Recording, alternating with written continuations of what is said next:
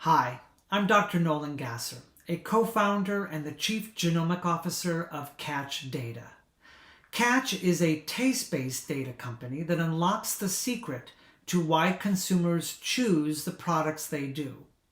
The core of our technology is the Catch Universal Genome, an exhaustive taxonomy or content graph whose design and implementation I oversee after 25 years in the genome business, most notably as the architect of Pandora Radio's Music Genome Project. What you're about to see is a light-hearted and entertaining peek into an exciting future for Catch and for the world at large. The creation of a taste passport that will dramatically disrupt the dynamics of commerce, at last giving the power of preference to the individual consumer to empower their taste for the benefit of themselves and businesses alike. This is the future of taste. Taste, the holy grail of advertisers, producers, and distributors. If they only could understand the individual taste of their audience, surely they could get them to buy their products.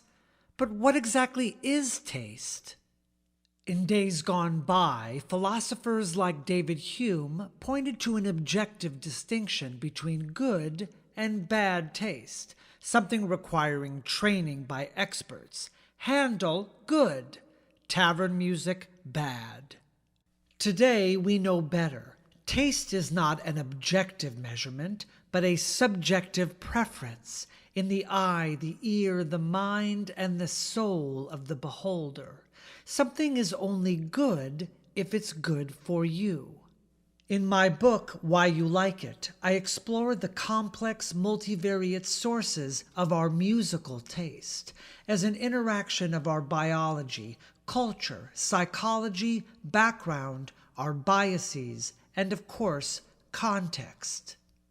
In our own daily lives, we as consumers, whether of music, TV, film, social media, travel, fashion, whatever, are constantly being overwhelmed with endless options, yielding so much wasted time.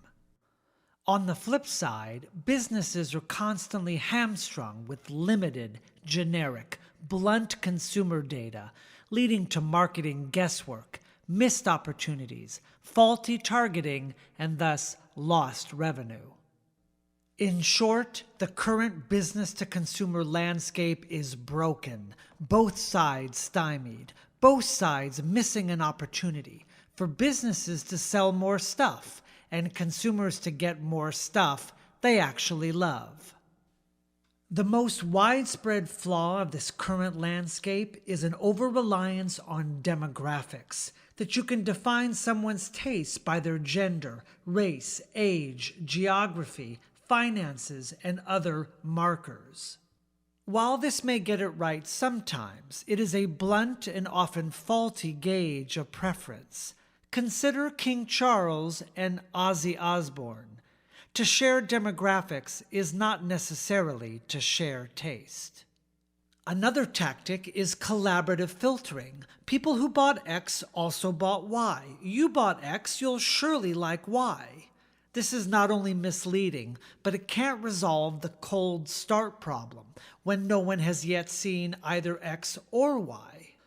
What is needed is a new revolutionary solution, a genomic approach to taste, where the content itself is analyzed and quantified according to a factor-based taxonomical framework, like what I did at Pandora.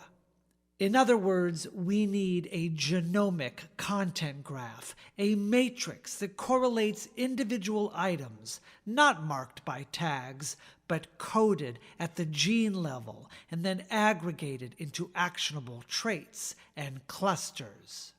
Critical, though, is that this genomic matrix be normalized across sectors, from media to fashion, to experiences to consumer goods, where the genes, traits, and clusters are themselves correlated across the different sectors. How is this possible? By scaling. You start from an initial human coding of content that creates a training set that an advanced AI model can scale and fine-tune with proper feedback. On the other side of the content graph is an audience graph, a matrix of consumer behavior, not just purchases, but also favorites, likes, dislikes, views, and other metrics of taste and preference. When you put these together, you get a comprehensive taste-based knowledge graph, a normalized and integrated matrix between a genomically coded content graph and a preference-driven audience graph. So what can this genomic knowledge graph yield? How about a major leap forward in the key modes of business-to-consumer discourse, recommendation, curation, marketing, and ad activation, with a bit of AI misspellings for good measure? And this leads us to the true revolution possible in the B2C dichotomy, a taste passport, where consumers can own their own genomic taste profile, able to opt in or opt out to any business. This taste passport will connect to any content vertical that a consumer may seek: music, media, fashion, travel, and connect the consumer to any business that likewise opts in to the genomic knowledge graph. With this vision, taste wins to the benefit of all players. More time, more revenue, more good stuff. And thanks to AI, we can finally move from bland recommendation to active engagement.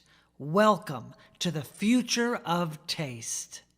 We hope you enjoyed this sneak peek into the future of taste via the Taste Passport, a dramatic revolution that is poised to disrupt the entire business-to-consumer landscape for the better, with a positive ROI for all stakeholders. I'm Nolan Gasser. Thanks for watching.